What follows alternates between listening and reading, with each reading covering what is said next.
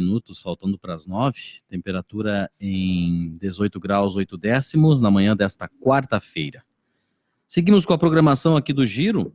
Eu recebo aqui no estúdio da Rádio Gazeta o advogado e consultor jurídico da UVB, União dos Vereadores do Brasil, o André Camilo, Sobradiense André Camilo. Sobradiense não, né? Segredência? Sobradiense. Para falar um pouquinho mais sobre esses valores repassados através do leilão do pré-sal. E olha, gente, um cálculo por cima aqui, são mais de 5 milhões que estão sendo e serão injetados aqui na nossa região. Tudo bem, André? Como é que está? Bom dia. Laércio, bom dia, ouvintes da Gazeta. Prazer mais uma vez estar de volta nessa casa, é a primeira vez que venho agora no estúdio novo. Verdade. Mas muito bacana, muito bonita essa temática nova aqui. Pois é, André. O trabalho de vocês, né, da União dos Vereadores do Brasil, valores estimados da parcela de repasse da cessão onerosa do pré-sal às câmaras filiadas. Essa data é prevista para 30 de dezembro. A finalização, né?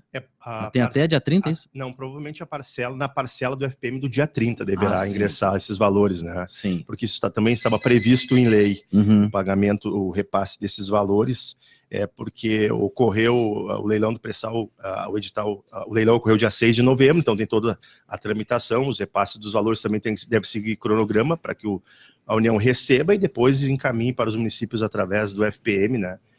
O cronograma de execução, de repasse, deve ser realmente na última parcela do mês de dezembro. No último do mês de dezembro. E poderia ter sido mais, né, André? Poderia, realmente. Mas foi o maior leilão já realizado, né? Laércio, assim, as poucas pessoas sabem, mas o pré-sal é talvez uma das maiores fronteiras que nós temos de riqueza, né?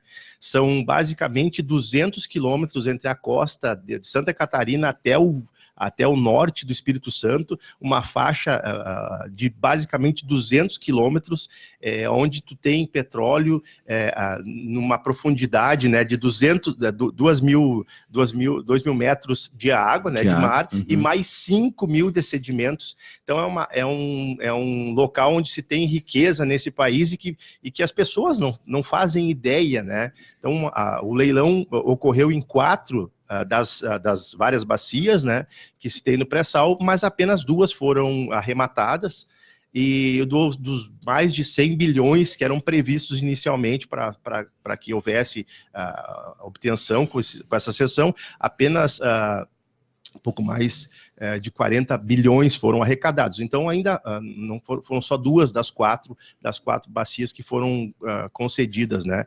Mas mesmo assim é um valor considerável, porque é excedente, né? E são valores excedentes.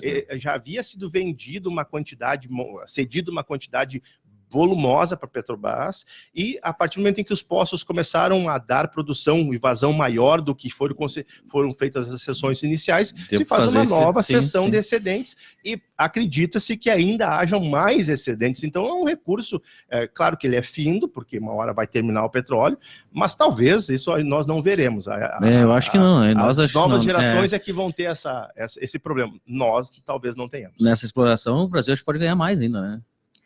Com relação a isso, depois de começar a exploração, né? Provavelmente sim, mas o que também as pessoas não... São questões futuras que a gente ainda não tem como precisar, mas basicamente, então, dos valores que foram arrecadados, mais de 40 bilhões, algo em torno de 6 bilhões serão divididos entre União, estados e municípios, e dessa divisão, então, os municípios aqui da região, conforme a gente já, inclusive, orientou... E todos poderiam receber o dobro, né? Provavelmente o dobro, porque eram 4 bacias, 2 apenas foram leiloadas. Eu cito Sobradinho, R$ 697.801,75. Gente, poderia ter sido 1 milhão, quase 1 milhão e 300. Né? Quase 1 milhão e 300. O interessante desses valores é que eles têm finalidade, tem aplicação específica, né, em duas áreas, uma para pagar os débitos previdenciários das questões envolvendo os fundos municipais de previdência, ou até mesmo com o próprio Fundo Geral de Previdência, e também para investimento. Então, municípios que estão, como a gente já vinha falando antes aqui em off, municípios que estão com seu fundo de previdência ajustado, com as cotas patronais pagas, com os valores adequados, não terão problemas porque poderão repassar esse recurso inteiro para investimento. Então, vai haver um boom aí na questão orçamentária. Agora, aqueles que estão com problemas na ordem, no que diz respeito à previdência, terão que cumprir com isso, não terão o que fazer. Não precisa citar o nome dos municípios, mas tu acha que daqui da região tem bastante que estão? Eu acredito que pelo menos uns 2 ou 3 terão problemas previdenciários. Isso aí já... Não são filiados nossos, mas... Sim. Não, só para fazer um comentário até sobre isso. Então, Sobradinho, gente, R$ 697.801,75. Deu 0... Deu 1? O Sobradinho acho que é 1%. 1%. Arroio do Tigre e Salto do Jacuí, ambos, cada um, né? R$ 558.241,40, 0,8%. Isso. Uma média, assim. E aí, Segredo, Passa Sete, Ibarama, Lagoa Bonita, Lagoão, Tunas, Jacuizinho, Estrela Velha e Cerro Branco, R$ 418.681,05 cada um. Por isso que gerando em torno de quase 6 milhões aí nessa reta final de ano, né? Isso deve permitir que os municípios, né, que estejam mais alinhados com as suas contas, possam fazer boas ações agora no final do ano e, inclusive, ter recursos para cumprir os zeros a pagar e outras obrigações que provavelmente... o investimento entra, a contrapartida entra, acho, em investimento, né? Sim, também. Porque tem muitos que estão... sofrem com relação a isso, né? Vem essa verba da União dos Deputados e o pessoal tem que tomar para cima, né, André? E isso aí sai do livre, né? Sim, também pode ser utilizado, sim. Há algumas discussões ainda com relação a isso, mas basicamente até a aplicação deve ter a posição até mesmo dos tribunais de contas com relação a essa situação, mas eu acredito que deve ingressar no recurso municipal através do livre, e faz parte da receita corrente líquida, e os municípios vão poder utilizar, aqueles que não têm problemas previdenciários, para fazer pagamento ou de contrapartida, ou até mesmo se porventura houvessem restos a pagar. André, o trabalho da União dos Vereadores do Brasil hoje em cima disso, em torno disso, André, por que passa por vocês? Como é que funciona essa questão? Né? São várias frentes que a UVB participa. A UVB faz parte de um grupo municipalista muito grande, que compõe a CNM, compõe também a União dos Legislativos Estaduais, a UNALI, que surpreendentemente são presididas por gaúchos, né? Algo que nos deixa muito feliz. Então, as principais instituições municipalistas são presididas por gaúchos. E acho que elas estavam nessa rodada de negociações. Todas elas fazem parte das rodadas de negociações, participam das comissões especiais na Câmara dos Deputados e no Senado também, com contribuições. Então, basicamente, já passou esse trabalho envolvendo a sessão onerosa. Agora nós temos outras frentes, e uma delas é tanto a reforma tributária, quanto também a alteração constitucional para repasse de emendas parlamentares, que está bem encaminhada, essa já está finalizada, provavelmente só tem mais uma votação em segundo turno. Então a UVB trabalha forte nesse sentido. Isso é um trabalho de formiguinha, né, Lércio? Dificilmente as pessoas visualizam isso, né? A não ser quem está mais envolvido no meio. A população em geral, que está ouvindo, não sabe, não percebe isso. Mas é um trabalho que as instituições fazem em prol do municipalismo, até mesmo para corrigir algumas distorções, como o próprio projeto que visa a extinção de municípios. Também é um trabalho forte que a União dos Vereadores está fazendo junto com todo esse grupo municipalista. Eu ia entrar nessa pauta, André. Como é que tu vê esse momento aí? Eu acho isso um equívoco. Pois é, ontem, inclusive, violento. Gente, estavam todos na FAMURS, em Porto Alegre, né? Isso. No Hotel Plaza São Rafael, se eu não me engano. Os prefeitos debatendo isso, né, André? Lércio, isso é típico de quem não conhece município, né? A equipe, o consenso que se percebe em Brasília é de que a equipe que criou o projeto não conhece o município, nunca veio na Lagoa Bonita do Sul, não sabe quais são as necessidades lá da Várzea Grande, por exemplo, só para citar, por exemplo, a Posse do Caçador. Então não conhece essas necessidades, porque regressar... Tantas localidades assim no Brasil, né? Exato. Esse é um exemplo europeu, né? Sim. Um exemplo europeu que tem um modelo municipalista diferente. Então se copiou e aconteceu principalmente na França, municípios até 1.000 habitantes, né? era uma outra situação. Mas ainda assim, no nosso modelo federalista, ele é um retrocesso, é um erro absurdo. Eu respeito as posições em contrário, mas a própria União dos Vereadores, a CNM, todas as instituições famosas aqui no Rio Grande do Sul, União dos Vereadores do Rio Grande do Sul, todos são contra, porque basicamente você vai extinguir com a representatividade de comunidades pequenas que já estão habituadas a luta que tiveram e a luta que tiveram para conseguir. É um desrespeito com a cidadania, é um desrespeito com a população. E ontem a pauta era que seja utilizado os valores do ICMS também, né, do ISS, ICMS e do IPVA, em cima desses 10% que o pessoal está fazendo esse cálculo, né? E que não estão esses dois valores. E daí, é por isso que muito município não consegue chegar aos 10%, né? Olha, para que as pessoas entendam... São impostos nossos, né?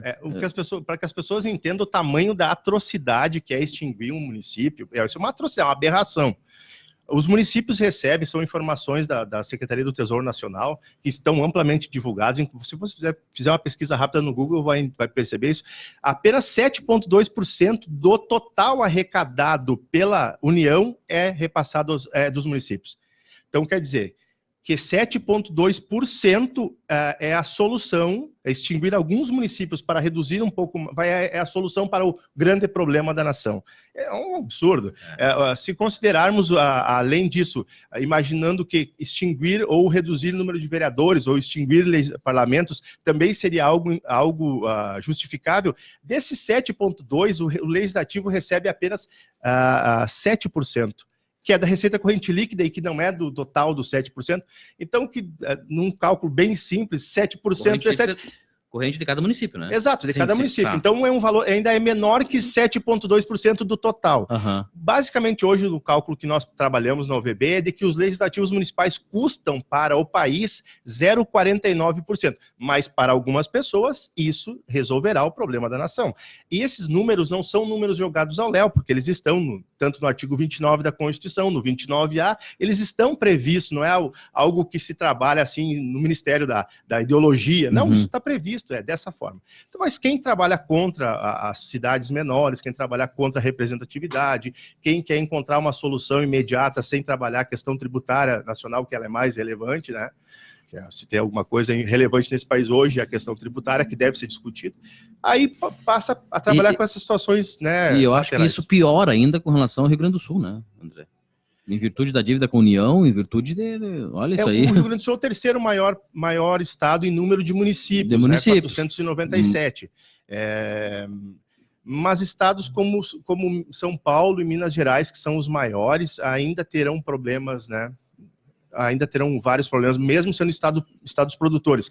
Muito embora algumas distorções com relação à Lei Candir, que é tão batida, deveriam ter sido verificadas há mais tempo, que o Congresso também deixou de lado, mas eu acredito que a extinção de municípios é só uma cortina de fumaça, como todos estão dizendo, para algumas situações... que não vem ao caso, mas enfim, se a reforma tributária fosse feita da forma com que é apresentada, conforme ela está prevista, ou no texto básico, com que ele é apresentado pelo deputado Baleia Rossi, que faz parte de um trabalho muito bacana do economista, da equipe de economia do doutor API, isso facilitaria muito. Eu estava comentando antes aqui com vocês, o Brasil cresceria naqueles moldes a 15% do PIB, no máximo em 10 anos, e nós chegaríamos à terceira maior economia do planeta. Quer dizer, simplesmente alterando a nossa forma de pagar tributos, não aumentando e nem diminuindo. Só alterando a forma de pagar tributos, nós passaríamos a terceira maior economia. A unificação de 5 grandes tributos, né? Existem 4 formas de tributar conhecidas mundialmente, e essa reforma tributária só incidiria em um tipo de tributo. Nós passaríamos a pagar tributos basicamente pelo consumo e não pela produção. Então, quem produz, não importa se é em Sobradinho ou em Apodi ou, quem sabe, lá em Manaus, não importa onde a produção é feita, o valor tributado é sempre sobre o consumo. É onde se compra, é o CPF que paga o imposto. E o imposto é final. E ele não tem rebote sobre a cadeia produtiva. Então, quem vai produzir vai ter compensação. Produziu, pagou imposto sobre água ou sobre madeira, por exemplo. Tá. Ao vender, ele tem a compensação na venda, e só o valor tributado final é feito pelo CPF que compra. Isso facilita, já é um modelo mundial aceito, e todos os países que estão exercendo isso estão em vanguarda, né? É algo extremamente...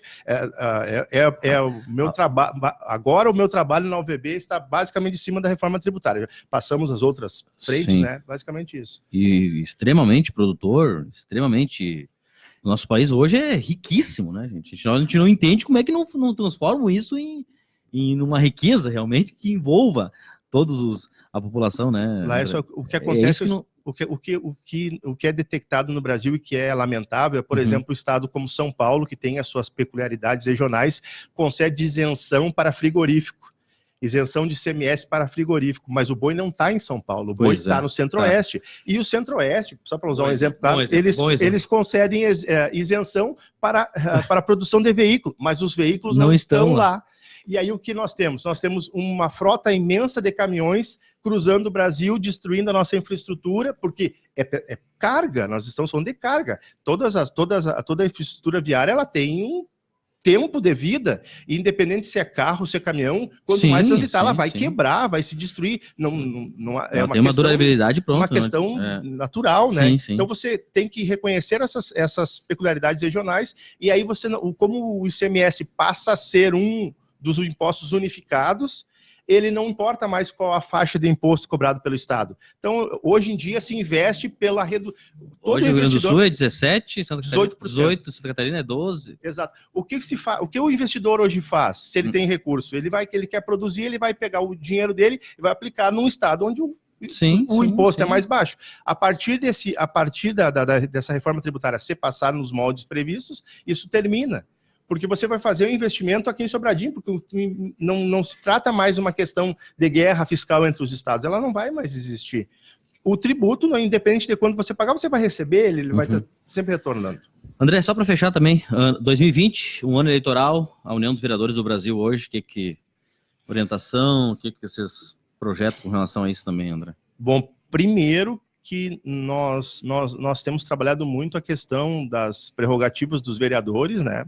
O ano de 2019 é um ano de fixação de subsídio, nós teremos, sempre que se fala em subsídio, se cria uma celeuma muito grande, as pessoas ainda não entendem muito bem isso, então o trabalho da UVB é esclarecer a importância do vereador, a importância de que ele seja remunerado adequadamente, dentro das condições de cada comunidade, mas que não trabalhe de graça, para que ele não seja vilipendiado, para que a família dele não tenha que arcar com as custas da atividade política, e também que fora isso, de que todos os agentes políticos, todas as pessoas que estão envolvidas com a atividade pública e que disputarão as próximas eleições, que ajam de forma adequada, de forma proba, que cumpram as regras, porque o que menos se quer ver notícia ruim de agente político envolvido em desvio e má aplicação de recurso público nas eleições. E numas eleições até compra de voto, né? Essas questões nós temos trabalhado forte em cima disso, até tem um evento agora no início do mês de dezembro, que é o último evento anual da UVB, onde vai ser trabalhado muito, inclusive, com o Dr. Rodrigo Zílio, que é o maior expert em direito eleitoral, e ele é promotor aqui do Rio Grande do Sul, é um dos grandes conhecedores, é o papa do direito eleitoral, e ele vai estar falando sobre algumas questões envolvendo a atividade política, né, atividade pública com o exercício da questão eleitoral, né? Então tem que ter muito cuidado. A gente está trabalhando desde cedo já se envolver, né? Porque é um tema interessante que vai ser muito tratado em 2020, né? Provavelmente. Essa questão. André, muito obrigado, sucesso para ti e boa notícia trazendo, né, até para a região aí, com relação a esses repasses, até para informar também aos munícipes, né? A questão de valores, né, André? Sim, como eu te disse antes, essas informações já foram repassadas aos filiados da UVB, que recebem isso através de listas de transmissão, então recebem essas informações, provavelmente há 2 semanas já devem ter recebido. Aqui em Sobradinho até surgiu uma ideia... acabei esquecendo de passar para cá, né? Aqui em Sobradinho até teve uma ideia de fazer uma audiência pública para ver onde vai ser investido o dinheiro, mas na realidade ele já vem dentro dessas 2 áreas de aplicação Se não, obviamente que no que diz respeito à Previdência não tem o que, fazer. Mas para investimentos eu não vejo problema nenhum, até acho saudável, porque obviamente a população decidindo onde foi aplica o citado, recurso. se não me engano, pelo Jefferson Matana aqui, né, essa questão, né, não sei como é que ficou essa situação aí. Muito embora haja discricionariedade na aplicação, mas ouvir a sociedade é sempre importante. Sempre importante. Obrigado, André. 8:45.